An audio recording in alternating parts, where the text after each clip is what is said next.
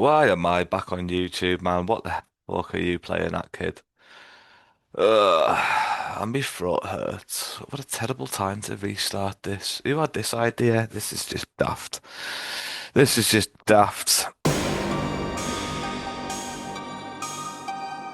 Alright, matters. How's it going? And welcome back to the One Man Commentary Machine YouTube channel. And now I am back here today with something different because we don't seem to be hitting the algorithm very well.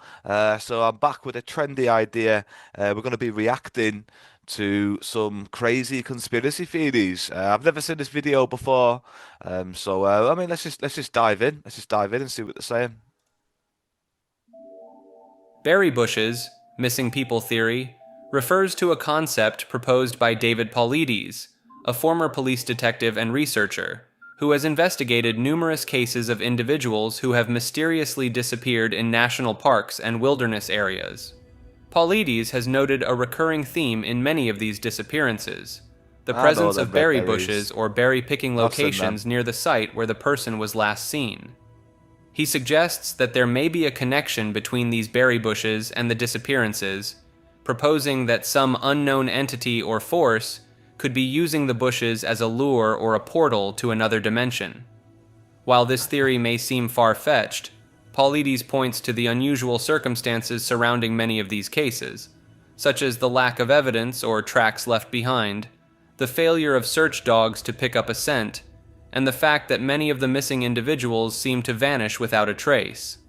Some believers in this theory speculate that the berry bushes could be a marker or a signpost for an interdimensional doorway, a sort of natural portal that allows passage between our world and another realm. Others propose that the berry bushes might be a food source or attractant for an unknown predator, possibly of extraterrestrial or supernatural origin, that is responsible for the disappearances. Paulides has compiled his research into a series of books titled Missing 411, which documents the strange and unexplained disappearances in national parks and wilderness areas, often highlighting the proximity of berry bushes to the last known location of the missing person. Wait, what? Wait, no, no, no. Wait, what? What? What? What? Whoa, whoa, whoa. Before we start on biblical aliens, like, are you actually what? What's going on? So these berry bushes, I mean, as a kid, I can tell you that if you fall into a berry bush, that you don't just disappear into another universe. You might disturb some wildlife, and it's not a nice experience, but I'm pretty sure we used to push each other into berry bushes, and then you just laugh while they try and drag themselves out of the thorns and that, because the thorns are the thorns are like Velcro. So I mean, nah, I'm not. I'm not having that one. I'm not having that one now. Now let's find out about religious aliens. Biblical aliens refers to the idea that extraterrestrial beings or advanced technologies may have played a role in the events and narratives described in the Bible. Proponents of this theory point to various passages in the Bible that they believe could be interpreted as descriptions of alien encounters, advanced technology, or supernatural phenomena that might be explained by the presence of extraterrestrial intelligence.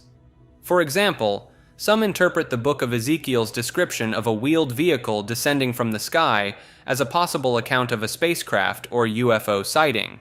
Others suggest that the sons of God, mentioned in Genesis 6, who are said to have intermingled with human women and given birth to the Nephilim, could be a reference to extraterrestrial beings intervening in human affairs.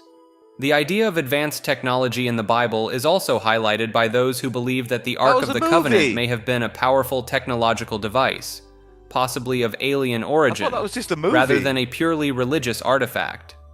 Some ancient astronaut theorists propose that the miracles and supernatural events described in the Bible, such as the parting of the Red Sea or the destruction of Sodom and Gomorrah, could be explained by the advanced capabilities of extraterrestrial beings. While these interpretations are not accepted by mainstream biblical scholars or religious authorities, they persist in popular culture, and among those who are open to the idea of extraterrestrial influence on human history and religion.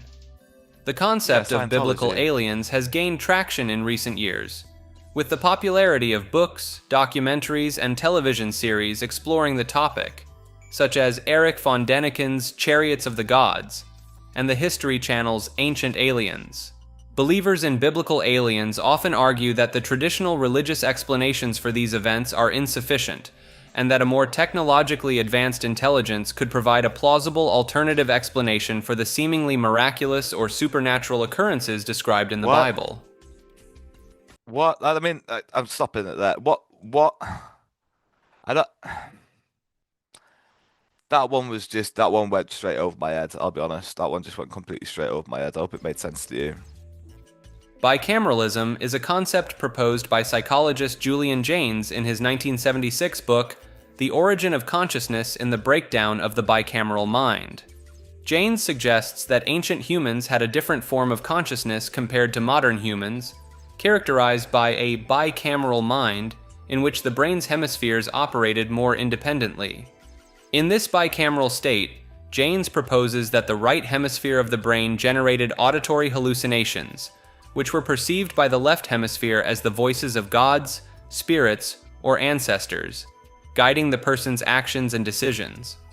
According to Jaynes, this bicameral mentality was prevalent in ancient civilizations, as evidenced by the frequent references to divine voices and visions in ancient texts, myths, and religious practices. He argues that the development of writing, complex language, and societal changes around 3,000 years ago led to the breakdown of the bicameral mind and the emergence of modern self-awareness, introspection, and consciousness. While Jaynes's theory remains controversial and is not widely accepted by mainstream psychologists, it has garnered interest from various fields, including literature, philosophy, and anthropology. Some researchers have drawn parallels between the experiences of individuals with schizophrenia, who often report auditory hallucinations, and the proposed bicameral mentality, suggesting that these experiences may reflect a re-emergence of the ancient mode of consciousness. The concept of bicameralism has also inspired various forms of creative expression, such as literature and music, exploring the idea of a divided consciousness and the potential for accessing alternative states I'll of stop mind. that. I mean, I like that one. No, that one was a good one because if you ever get yourself down into a bit of a hole, and you get yourself into the wrong crowd for a little bit, and you start talking to like acid heads and people that like to spend loads of money and go to Brazil to have ayahuasca, even though you can get it in the UK, really. I mean, you are told that there's a part of your brain that's like harder to access, and like so these sort of like materials and consumables can maybe help you access that part of your brain, and it'll start new neural pathways, so you can basically figure stuff out.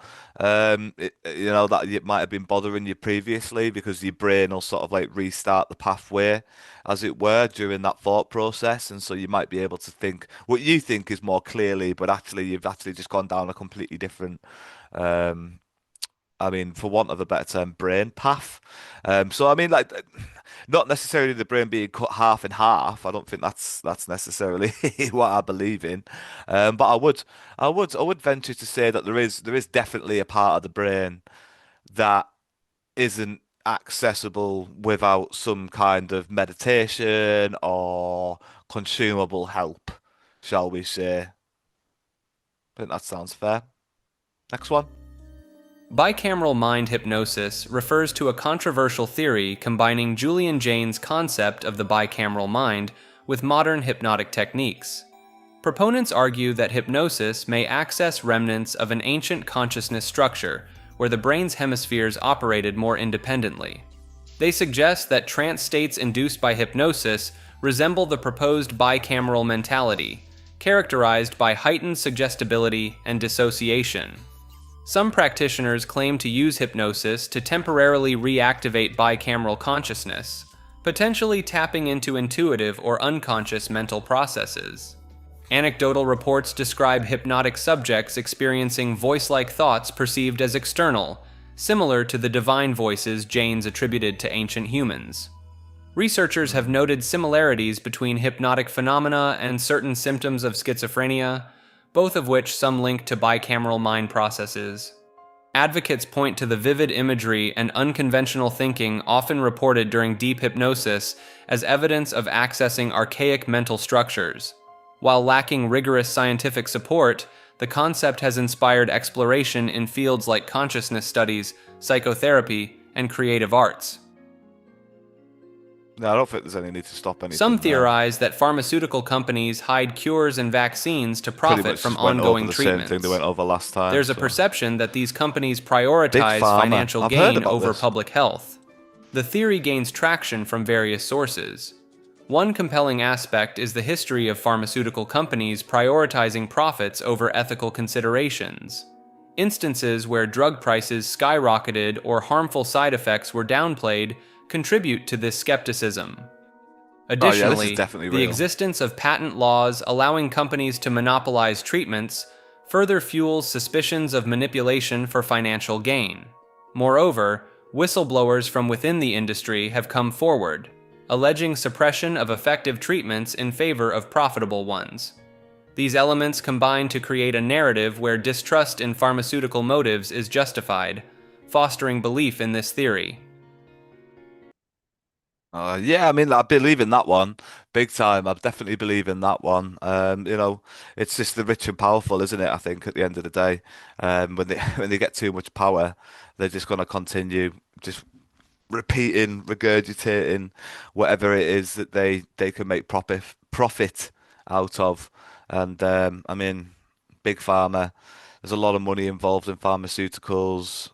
When they realize what a drug can be used for, they can definitely start and then solve a problem incredibly quickly, which is a little bit suspicious if you ask me. Big soy, big soy, big pharma, big soy. Big Soy is a theory proposing a grand conspiracy Right. where a small group orchestrates societal changes through various means, including soy products. It suggests that these individuals, possibly within governments and corporations, aim to render the population more subservient by promoting relaxation and dependence. This could lead to increased control over daily life as people relinquish is that? decision-making to authorities. Believers argue that the theory encompasses more than just dietary influences. They point to the widespread implementation of soy in everyday products beyond traditional food items.